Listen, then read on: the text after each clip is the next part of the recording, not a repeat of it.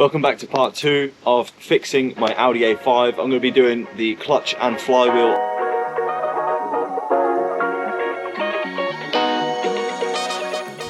In part 1 we got quite a lot done. We started to strip down all of the engine bay, we removed the exhaust, we removed everything that will give us access to continue this job with a nice smooth sailing approach. If you haven't seen part 1, I'll leave a link in the top right corner. Make sure to watch that one before you continue.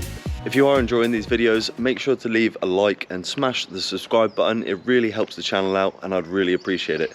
Let's get into the video. Before I take the drive shafts out of the front two wheels, what I'm going to do is I'm going to remove the ramps and I'm going to put it on axle stands on the front as well. I can't turn the wheel to then allow me to access all of the bolts holding the drive shaft in. I've raised the front a slight bit higher than the back because obviously eventually I need to get the gearbox out and under. I also forgot to mention, if you don't have an impact gun, I would, you want to take these drive shaft bolts out before the weight is off the wheels because you will not get them out if not. I believe I should be able to get it out with the impact. If anyone has worked on an Audi A5 and has removed the driver side drive shaft, you're an absolute madman. I guess maybe, basically, I can show you one bolt. There's one bolt right here. This one, right? That one's super easy to get to. Now, there's another one, which is the other side of the heat shield. And you can see the heat shield, which is literally this thing here, is down there. And there's literally no possibility to be able to get that off. So I finally got this bloody bolt loose. Oh my Lord. Honestly, never seen something like it.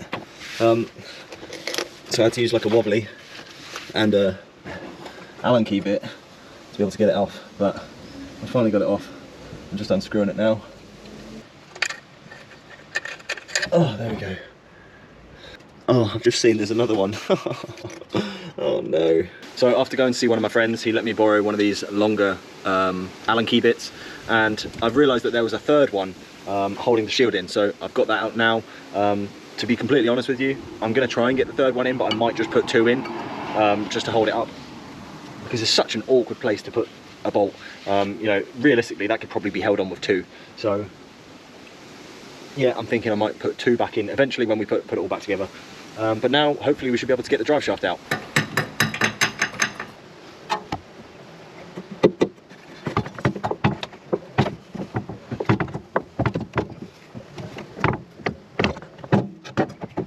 And that's both the drive shafts out. I've just marked it D for driver's side and P for passenger side, just so I make sure that they go in the one that they came out of. So I've got a few more things to sort out before we can continue.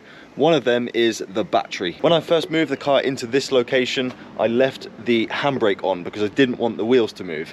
Now, the issue that I'm facing is I need to get into the boot to be able to take the handbrake off, but I can't get into the boot because the boot is electronically controlled. There's no mechanical way to be able to open this boot, so I need to jump the terminal at the front of the car to be able to open the boot, to then be able to charge the battery at the back, to then be able to take the handbrake off. So the first thing I need to do is grab the jump leads. I've got the battery up here, positive onto positive, this way. Get the negative on here.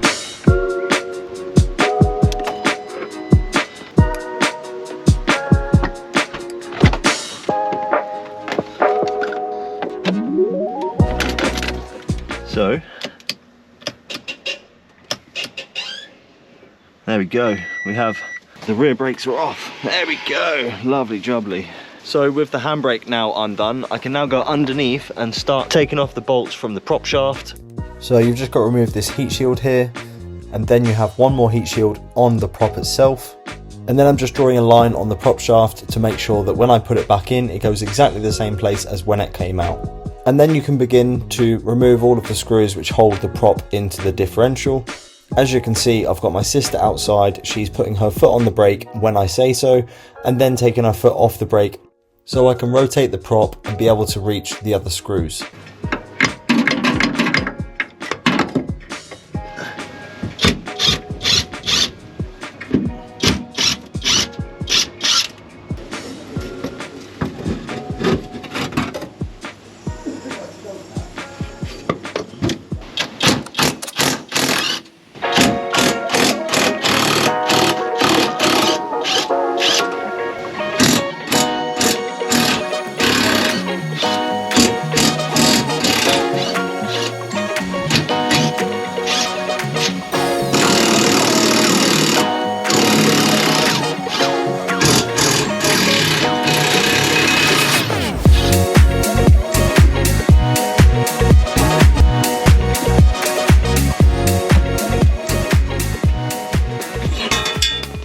So I'm getting pretty close to removing the gearbox now.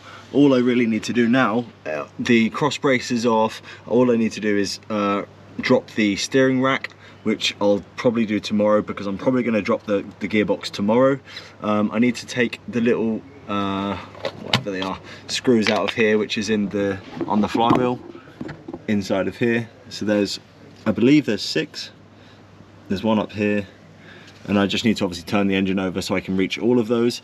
And then I pretty much just need to take out or take off all of these little bits that are connected to the gearbox so I don't break any wires, and the master cylinder and the gear shifter.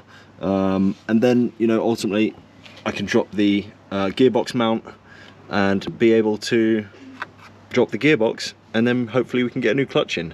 So initially I was struggling with these bolts up in here, but what I ended up doing, what I found, I was sitting here just looking at it, and I saw that there's a little gap up here which you can turn the crank.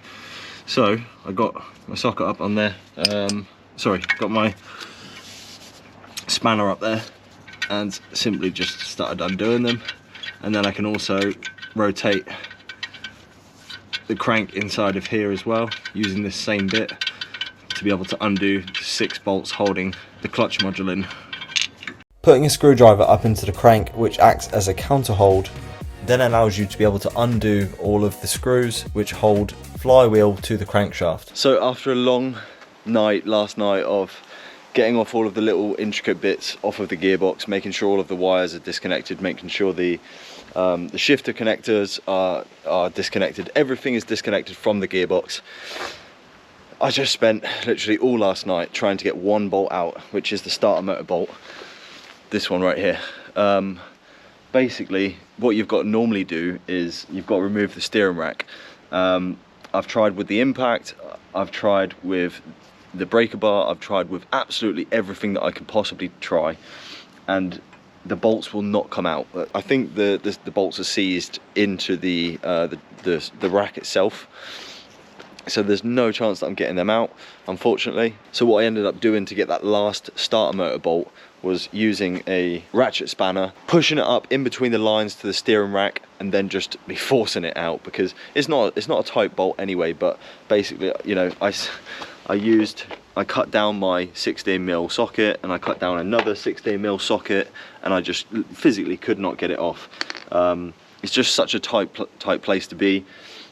It's right next to the engine mount, so you just can't get in there. It's just literally impossible. Even with a little wobbly, I put that in there, it just did not want to come out. So yeah, finally it's out. It's basically ready for the gearbox to be dropped and to be able to put a new clutch and flywheel in. So this is what I decided to buy to help me out. Obviously that's just a little clutch alignment tool, but this is a motorbike jack. So this is rated to like 500 kg, so hopefully that will work. I can just literally stick the impact on the end of here, and that just raises and obviously drops. And yeah, inside of here we have the brand new clutch and flywheel by Luck.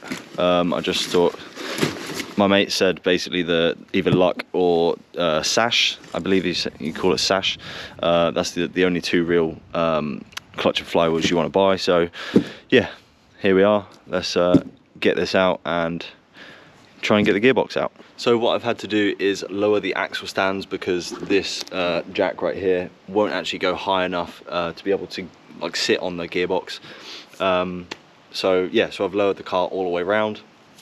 I've currently got a jack on the back of the gearbox, because what I'm going to have to do is then take the gearbox mounts out so I can then drop it down, because I've got a little electrical connector on the top of the gearbox which I can't get to. So hopefully if I can drop the gearbox just a very little bit, I can then get to that electrical connector, and then we can start taking off all of the bell housing bolts, and then drop the gearbox.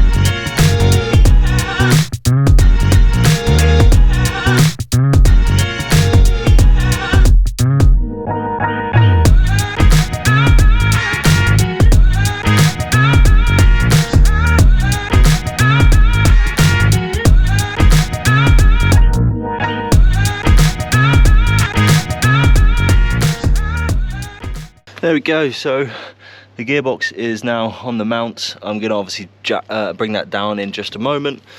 What I wanted to do first is take a look at the clutch. This is what I've done with all the bell housing bolts, as every good mechanic seems to do. And that's exactly what I'm trying to be. So yeah, this is the top, this is the bottom, this is where every single bolt's gone. Obviously if it's facing towards the back of the car, it's coming out this way, and if it's facing towards the front of the car, it's going through the bolts like that. I'm gonna open this mat out so I can keep everything nice and clean. I'm gonna give it a little brake clean, just give it another clean, because I've seen a lot of the times they actually come quite dirty. So I'm going to just make sure everything's as clean as can be, and then yeah, we'll get this all put together with the flywheel underneath, and then we'll get the gearbox out, put this one in, slap it all back together, and then we'll be sweet as a nut. So this is the first time I've ever actually seen a clutch in real life. So again, I wanted to make sure that it was super clean. I start to put the clutch onto the flywheel, and then I get the pressure plate and put that onto the flywheel as well.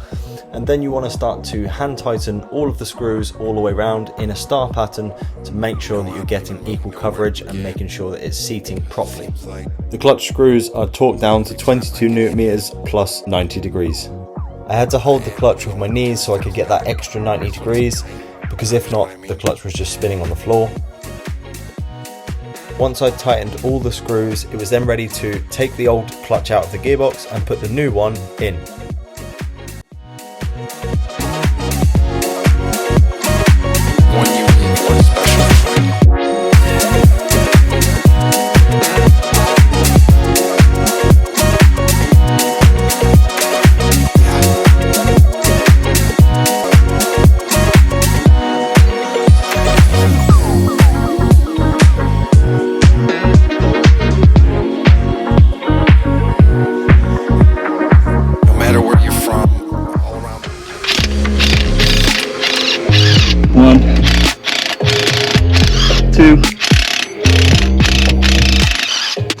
I'm having a little bit of an issue getting this shaft out here. It doesn't seem to want to come loose. I've just sprayed WD-40 in here on the little bearing here, and also in that side there. Hopefully I can get a hammer or a mallet and just knock this out once the WD-40 is set in. But oh yes.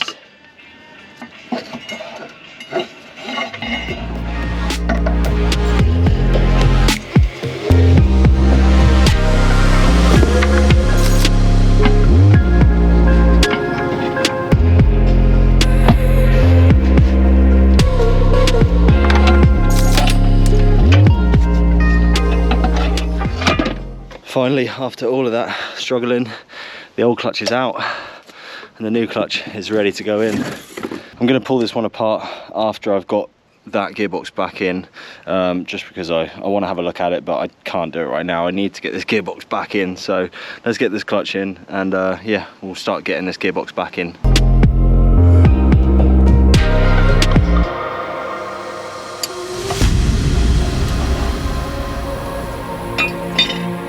So I think I definitely found a culprit to one of the failures. This is the release bearing, and yeah, I mean, that's absolutely cooked. This is what it's meant to look like, and that's what it looks like. Luckily we've got a new one here, so I can put that back onto the fork.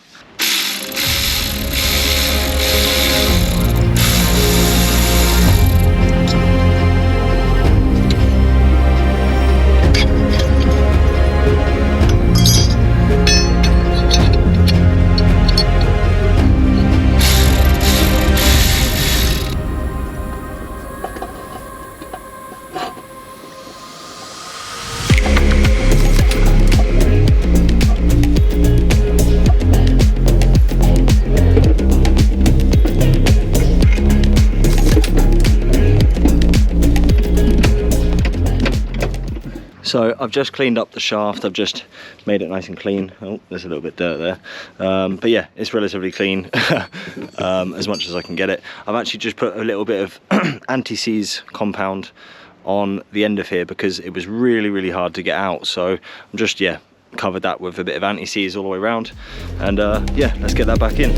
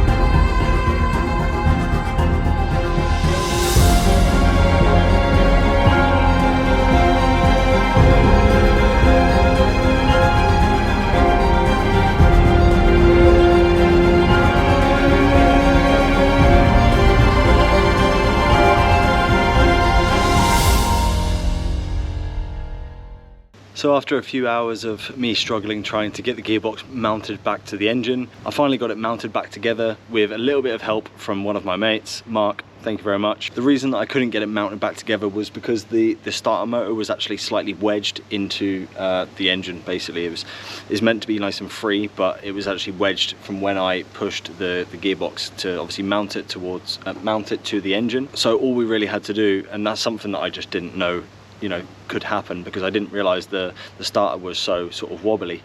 All we needed to do was literally just take the gearbox back, unwedge the starter motor, and then push the gearbox straight back in, and it went in a dream. So I thought that was the perfect time to wrap up part 2 of fixing this Audi A5 on my driveway. If you stayed until the end, let me know in the comment section below. I really appreciate the support. Take care, and I'll catch you on the next one.